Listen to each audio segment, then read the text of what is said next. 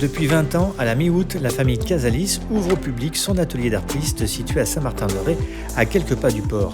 L'occasion pour Alain, Izumi et Flore d'exposer ensemble leur création dans cette bâtisse magnifique qui pourrait faire à elle seule l'objet d'une émission.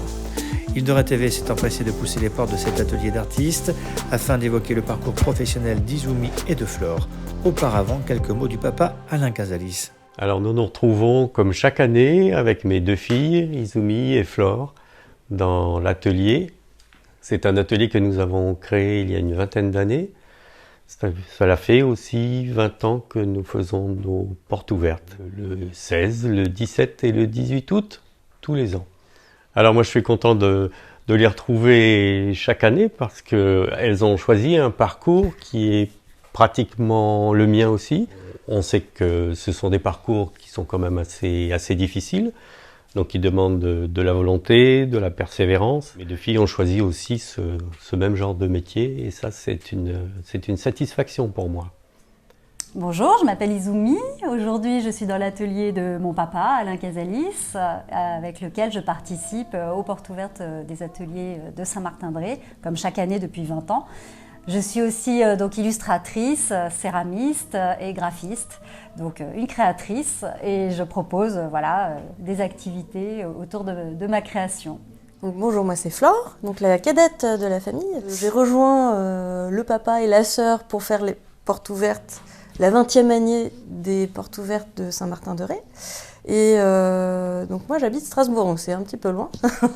Et je suis graveuse. J'ai rejoint Strasbourg après mes études à Paris. Et là-bas, j'ai pu trouver tout un réseau d'imprimeurs, de créateurs, de créatrices. Un nouveau souffle en fait pour mes créations aussi.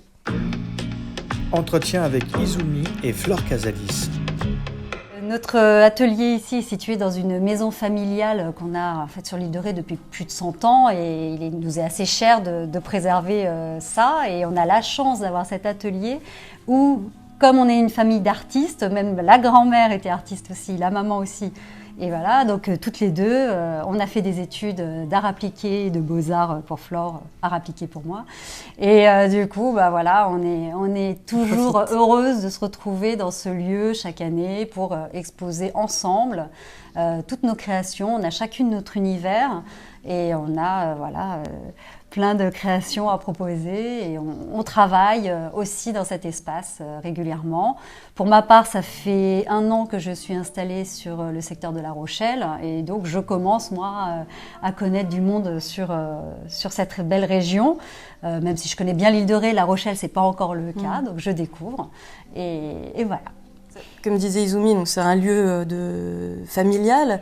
Quand il y avait encore les grands-parents, donc c'est là où on se retrouvait en vacances. Maintenant que j'habite un petit peu loin à Strasbourg, c'est un peu le lieu de rendez-vous annuel. Et donc les portes ouvertes, c'est l'occasion aussi de se retrouver en famille et tous les trois à travailler de notre art, aussi avec d'autres gens extérieurs, d'autres artistes. De belles rencontres. Ouais. De la région et puis changer d'air. Donc, je vous présente mes créations en céramique. Je travaille dans mon atelier à La Rochelle et je crée des collections, des capsules qui sont en fait des séries limitées, des pièces uniques. Et je me suis formée à la céramique en fait pour vraiment designer mes propres pièces sans essayer de faire que des tasses, que des assiettes, etc. Donc je me suis formée autour, mais également au modelage. Et voilà, donc on arrive à des créations. Par exemple là, vous avez un pique-fleur qui s'appelle le sous-bois parce que vous le posez sur n'importe quel support. Donc, il s'adapte à n'importe quel support et ensuite vous mettez une plante et un petit animal vient se poser pour changer la notion d'échelle par rapport à la plante qui devient un arbre par exemple pour le petit oiseau ou le petit lapin qu'on a là. Donc ce sont des créations plutôt poétiques. J'ai un petit univers à moi. Je pense que l'aspect aussi japonisant ne me quitte pas. C'est ancré, n'est-ce pas? Et par exemple, là, j'ai des salières pour la fleur de sel. Donc sur l'Île-de-Ré, c'est très bien. Donc là, on a une forme qui est en fait une double paroi et quand on secoue, on a le sel qui sort de la salière. Et j'aime bien adapter ce design de forme avec différents différents motifs. Donc là, on a des oiseaux, mais on a aussi des poissons. Donc je travaille avec différentes terres, du grès blanc, pas mal, hein, du grès blanc, mais aussi du grès noir, hein, comme vous avez là pour les sculptures, et de la porcelaine noire et porcelaine blanche. Moi, ce que j'aime beaucoup aussi, c'est j'ai développé en fait ma technique pour dessiner dans la terre.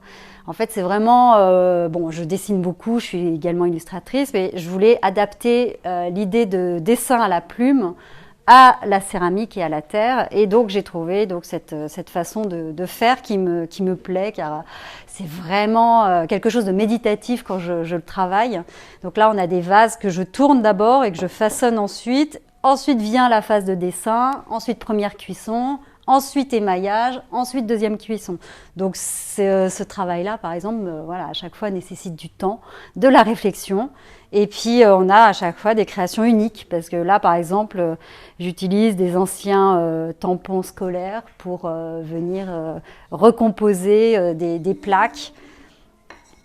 Voilà, donc c'est ce que j'appelle des petites collections. Donc chaque petite collection a son univers, son logo.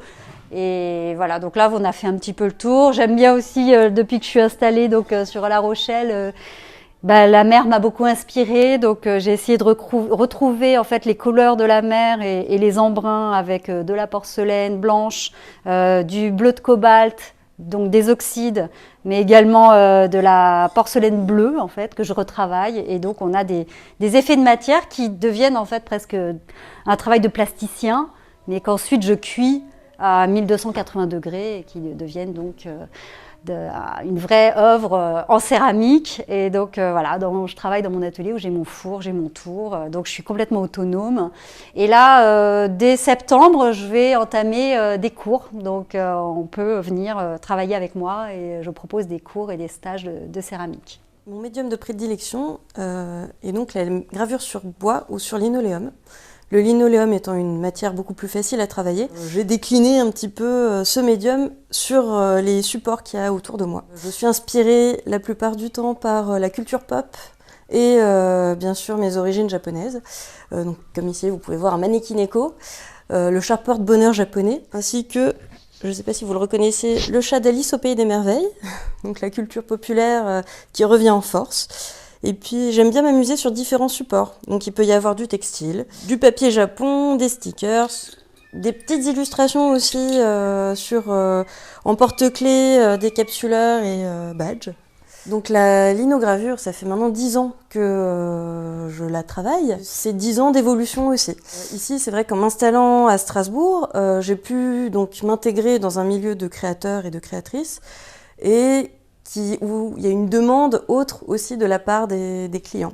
Parce que en se focalisant sur ce métier de créatrice, je me suis un petit peu adoucie au niveau des engagements politiques, ou que ça se traduise d'une autre manière, on va dire. J'ai pu constater une certaine évolution de mon diplôme des Beaux-Arts, qui est un peu plus flagrant, plus impactant visuellement peut-être, que en allant vers quelque chose qui plaît plus aux gens, par exemple l'univers japonais, la culture populaire, comme Alice au Pays des Merveilles, Walt Disney, Miyazaki, enfin des choses qui parlent plus aux gens, avoir quelque chose de peut-être plus, entre guillemets, décoratif aussi. J'ai établi quelque chose en tant que créatrice, mais aussi en tant que professeur, donc via la plateforme Weekendoo et via des centres de formation artistique à Strasbourg. Et je suis bénévole aussi dans une imprimerie artisanale qui fait aussi maison d'édition. Donc vraiment pour être environnée de gravures et de moyens d'impression divers et variés.